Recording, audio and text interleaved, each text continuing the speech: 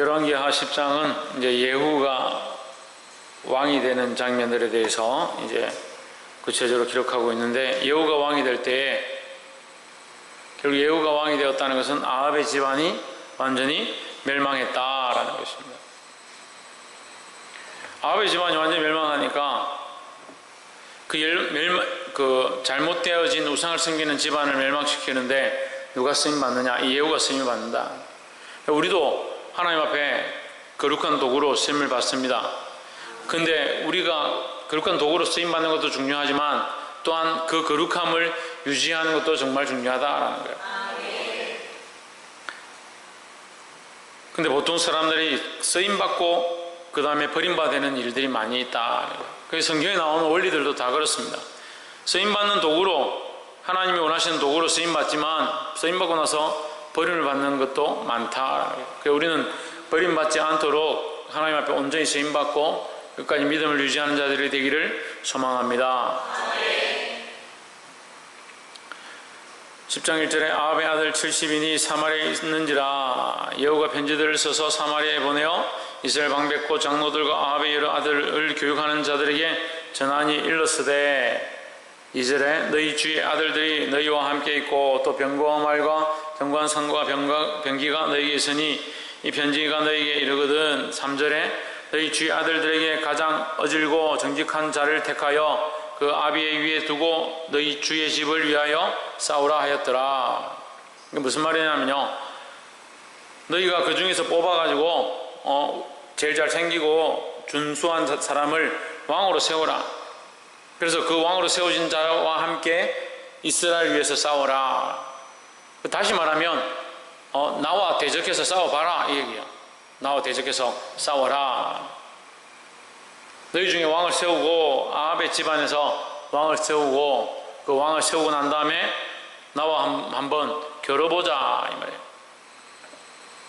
또한 반대로 얘기하면 너희가 싸울 마음이 없으면 항복하라 이 말이죠. 6절에 예후가 다시 저에게 편지를 붙이니 일렀으되 만일 너희가 내 편이 되어 내 말을 들으려거든 너희 주의 아들 된 사람들의 머리를 취하고 내일 이맘때에 이스라엘에 이르러 내게 나오라 하였더라. 그래서 그 사람들이 우리는 당신과 싸울 마음이 없습니다. 이 아합의 집안을 우리가 더 이상 섬기지 않겠습니다. 이렇게 하니까 그렇게 할 거면 거기 있는 70명을 다 죽여라. 그 예후가 이것을 행하는 것은 뭘 가지고 하느냐? 하나님의 말씀을 따라 하는 거다. 10절 한번 보십시오.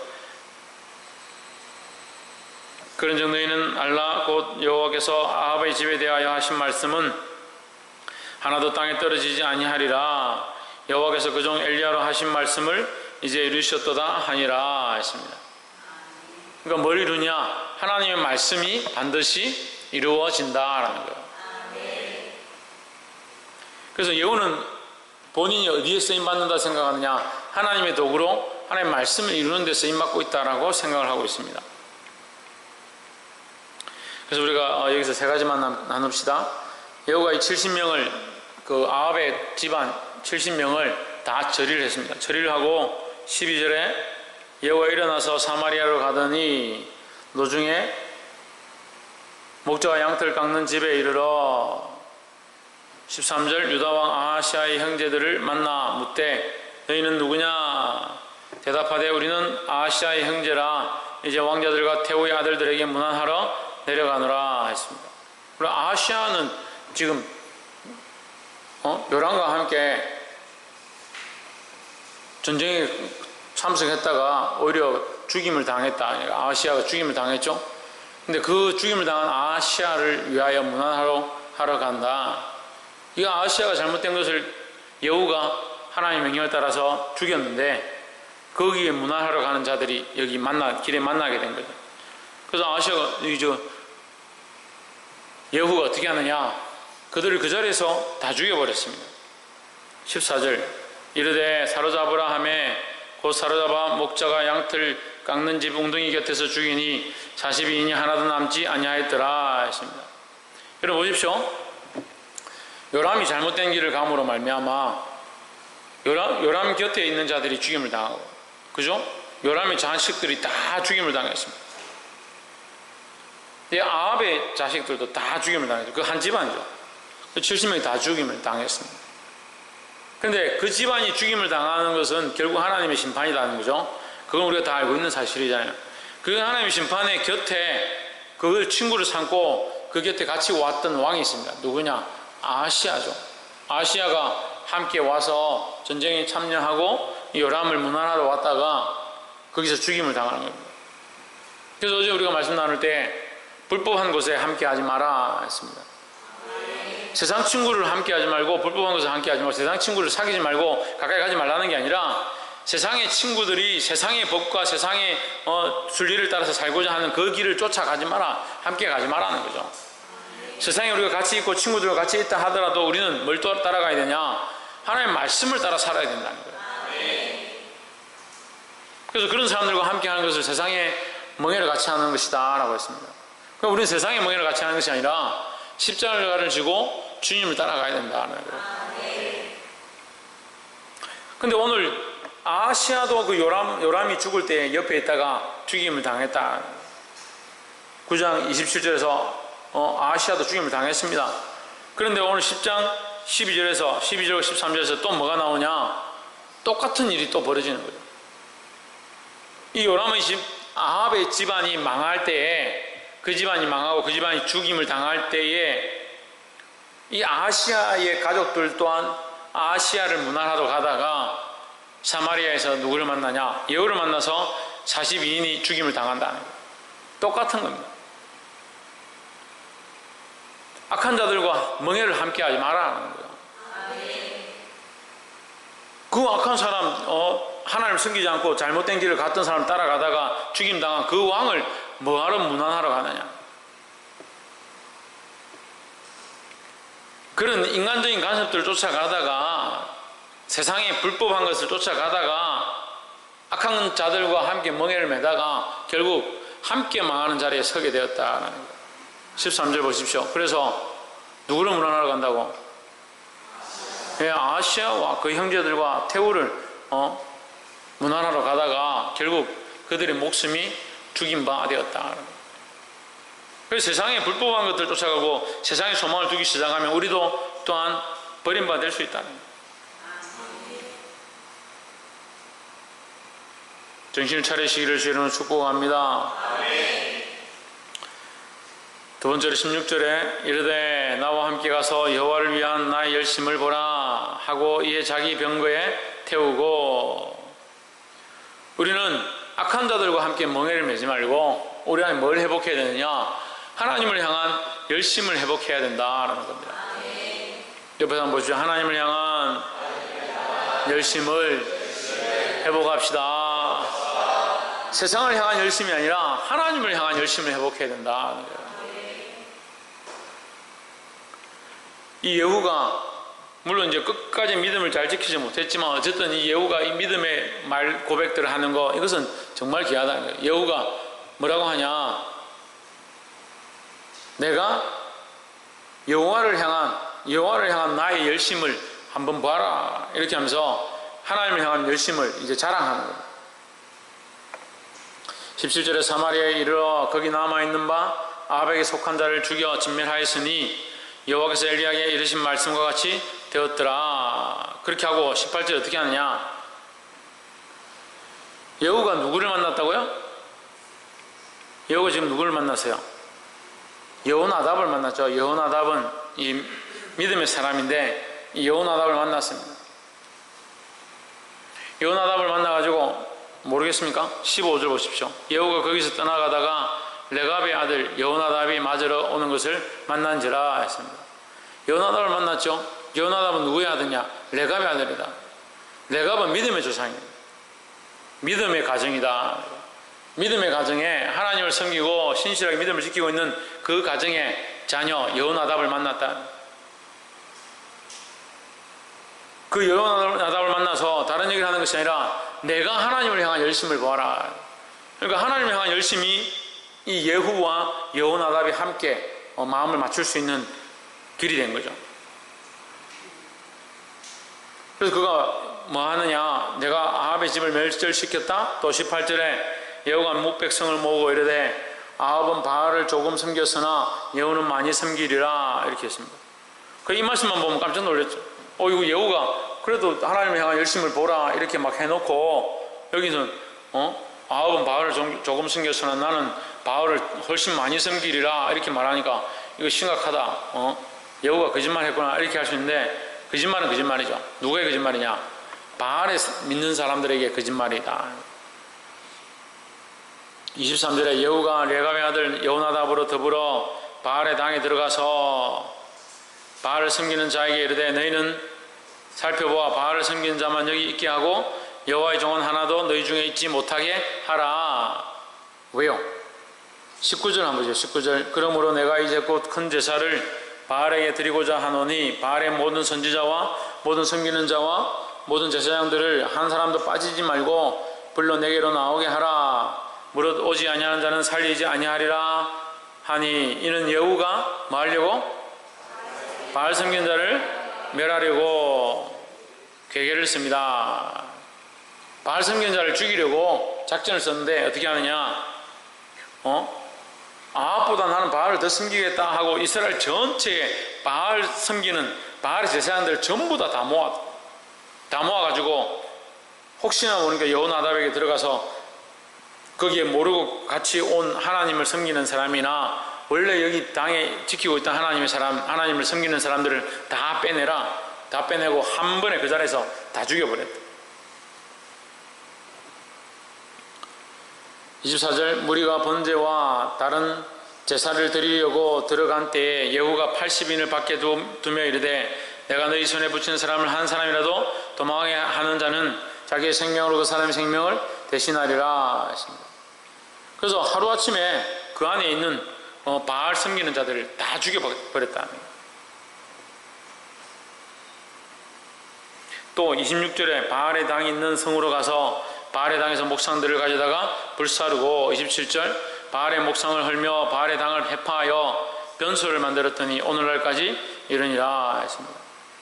그 하나님을 향하여 이 불타는 열심을 가지고 이 바른 일들을 행했다라는 거예요. 그런데 그 하나님을 향한 열심이 이렇게 있는 예후가 29절에 이스라엘로 범죄케 한 느밧의 아들 여로보암의 죄 곧 베델과 단에 있는 금송아지를 섬기는 죄에서는 떠나지 아니하였더라 했습니다. 이게 뭐냐면요, 여로보암이 이스라엘 백성들이 절기 때마다 예루살렘 가서 제사를 드리러 가는 거죠. 그리고 자꾸 이스라엘 백성이 경계를 넘어가지고 남유다로 자꾸 가가지고 제사를 드리고 온다는 거죠. 그러니까 이거 우리 백성들이 자꾸 저기 넘어가서 적군이 되는 거 아니냐. 그래서 여로보암이 방법을 짜내는데 어떻게 하느냐, 베델에다가 금을 녹여가지고 금으로 송아지를 만든 다음에 이것이 우리를 애굽에서 인도해낸 하나님이다. 그 모세 때 범했던 그 우상 숭배하는 죄와 똑같죠. 하나님을 금으로 만들어요. 금 송아지로 만들어요. 보기에 좋고 아름답고 멋있는 것들을 만들어버렸다. 우리가 먹는 거, 보는 거, 눈에 좋은 거, 그런 거 쫓아가다가 하나님을 놓친다는 거예요. 그래서 하나님은 육체에 거하시는 분이 아니다, 육체대로 섬기는 것이 아니다라는 거죠. 그 금송아지를 만들어가 백성들에게 그 금송아지를 섬겨라. 괜히 절기 때마다 예루살렘 올라가지 말고 이 금송아지를 섬기고 절기 때 여기서 예배드려도 된다. 이렇게 백성들한테 가르쳤다는 거예요. 그리고 백성들 미혹한 거죠. 잘못된 길로 인도한 거죠. 근데 예후가 이것에 대해서 그가 바알의 당을 헐고 하나님을 알았다면 반드시 이것을 없애야 되는데 그는 그렇게 하지 않았다는 거예요. 그래서 뭐라고 하냐면 30절에 여호와께서 예후에게 이르시되 내가 나보기에 정직한 일을 행하되 잘 행하여 내 마음에 있는 대로 아합의 집에 다 행하였은즉, 아합의 집에 다 행했다. 내 자손이 이스라엘 왕위를 이어 4대를 지내리라 했습니다. 나보기에 정직하게 행하면 너희 대가 끊어지지 아니하리라 했는데 여기 몇 대까지 간다고 했어요? 4대까지만 가는 거예요. 왜 4대까지만 갈까? 정직하게 하나님이 명령한 아합의 집에 대해서는 정직하게 행했지만 나머지 부분에 대해서 끝까지 그렇게 하지 못했다라는 거죠. 그래서 31절에 나와 있습니다. 그러나 되는 겁니다. 4대까지 가게 된 이유를 여기 기록하는 거예요. 그러나 여호가 전심으로 이스라엘 하나님 여호와의 율법을 지켜 행하지 아니하며 있습니다. 그 전심으로 행하지 않았다. 그가 알면서도 그것을 지키지 않았다는 거예요. 전심으로 안 했다는 것은 모르는 게 아니고 알면서도 끝까지 그렇게 안 했다라는 거죠. 뭘 안 했느냐? 여로보암이 이스라엘이 범죄하게 한 그 죄에서 떠나지 아니하였더라. 여로보암이 뭘 범죄하게 했다고요? 이스라엘을 어떻게 범죄하게 했다고요? 금송아지를 만들어서 하나님 섬기지 않고 금송아지를 섬기도록 만들었다는 거예요. 그럼 여호가 그것을 알만한 것이 있고 하나님 섬기는 것이 뭐가 옳은지를 알면서도 하나님 기뻐하시는 온전한 길을 선택하지 않았다는 겁니다. 우리가 변질되지 않기 위해서 끝까지 하나님 주시는 온전한 믿음을 가지시기를 주의 이름으로 축복합니다. 그래서 온전한 믿음은 뭡니까? 우리가 지금 방금 말씀을 본 것으로 보면 온전한 믿음은 뭡니까? 홍진우 오늘 말씀 본 것으로 하면 온전한 믿음은 뭡니까? 끝까지 변하지 않는 거다. 최원영 끝까지 따라가는 것이다. 서건태 율법을 행하는 것이다. 박성리 하나님 말씀에 따르는 것이다. 지훈아 정직히 행하는 것이다. 신희경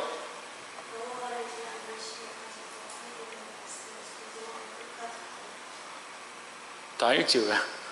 천정민 전심으로 끝까지 가는 게 중요하죠. 끝까지 어떻게 가느냐? 전심으로 가야 된다. 여호가 배반한 게 아니에요. 배반한 게 아니지만 그가 뭘 하지 않았다? 전심으로 하지 않았다. 그가 여호와를 향한 열심을 가지고 있었죠.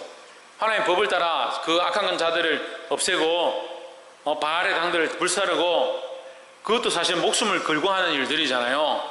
어떻게 보면 이게 그 열왕기하 9장은요 성경에 나와 있는 쿠데타입니다. 쿠데타. 군대 장관이 그러니까 군인 장관들 중에서 자기가 일어나서 내가 왕이 되겠다. 하나님께서 나를 왕으로 삼았다. 그 사람이 나를 기름 붓고 가버렸다. 이렇게 하니까 장관들이 다 거기 엎드렸다는 거예요. 그래서 쿠데타를 일으킨 거예요. 일으켜가지고 왕을 이제 가서 죽였다는 거예요. 백성들이 일어나서 이 사람을 얼마든지 공격할 수 있습니다. 얼마든지 위험한 상황에 처할 수 있습니다. 역전이 돼서 위험한 상황이 생길 수 있습니다. 하지만 그는 끝까지 이 하나님 앞에 열심을 가지고 싸웠습니다. 끝까지 싸운 것도 중요하죠. 그거 하나님을 배반했다는 게 아니에요. 뭐가 문제냐? 전심으로 하지 못했다라는 거죠. 여러분 이해가 잘 안 되시는 것 같은데 잘못된 것들을 제어하고 없앴습니다. 그 하나님을 향한 열심을 가지고 있었습니다.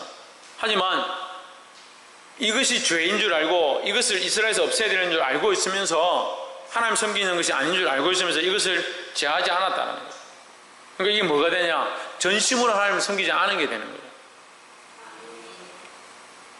그래서 자기가 그것을 치지 않고 이스라엘 백성들이 그것을 여전히 섬기고 있으니까 이스라엘로 범하게 한 그 죄에서 떠나지 아니하였더라 라고 기록하고 있는 겁니다. 우리가 하나님의 말씀을 깨달았다면 전심으로 그렇게 살기를 시작해야 된다라는 겁니다. 말씀을 맺겠습니다.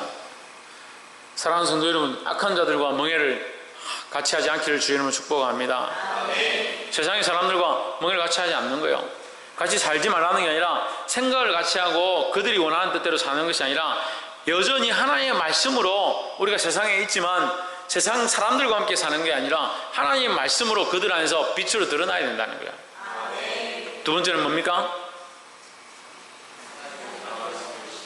하나님을 향한 열심을 잊어버리면 안 된다는 거예요. 하나님을 향한 열심, 그 믿음을 가지고 어려운 상황 가운데도 결단하고 싸워 나가야 된다는 겁니다. 하지만 더더욱 중요한 것은 전심으로 해야 된다라는 거예요. 하나님을 향한 열심을 가지고 살아가되 이것을 전심으로 전적으로 다 하나님의 영광을 위해 사는 온전한 삶이 되기를 주의 이름으로 축복합니다. 이 말씀을 깨달은 대로 이 말씀을 실천함으로 이 악한 세대 가운데 승리할 수 있는 저와 여러분 되기를 주의 이름으로 축복합니다.